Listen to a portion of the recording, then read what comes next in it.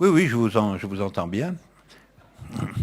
D'abord, sur le premier point, je constate que jusqu'à présent, les tentatives de ramener les origines événementielles aux structures économiques m'ont toujours paru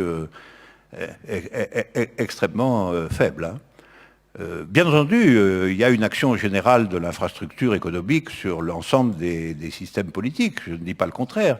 Mais lorsqu'un événement se produit, ça ne veut pas dire qu'on va trouver sa cause effective au strict niveau de l'économie. Moi, j'ai reçu un enseignement dans lequel on essayait de montrer que la Révolution française était entièrement déterminée par l'évolution des prix du blé en France, mais je n'ai pas été convaincu, franchement. Je n'ai pas été convaincu. L'évolution des prix du blé s'était passée ailleurs sans qu'il y ait de révolution, bien évidemment.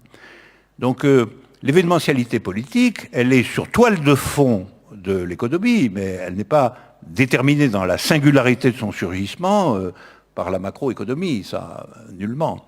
Ceci étant, je vous ferai remarquer que j'ai commencé par là, par ailleurs. J'ai commencé par dire que le Parti communiste chinois était traversé par un conflit fondamental concernant précisément la nature exacte du mode de production. Que c'était ça qui était à l'arrière-plan des choses. Et qu'est-ce que c'était qu'une économie communiste? C'est là-dessus que ça n'allait pas du tout. C'est là-dessus qu'il y avait des gens qui pensaient que le paradigme de l'organisation productive sous le socialisme était au fond le même paradigme que le paradigme du développement capitaliste du point de vue formel. Et ceux qui pensaient qu'il fallait inventer quelque chose de radicalement différent.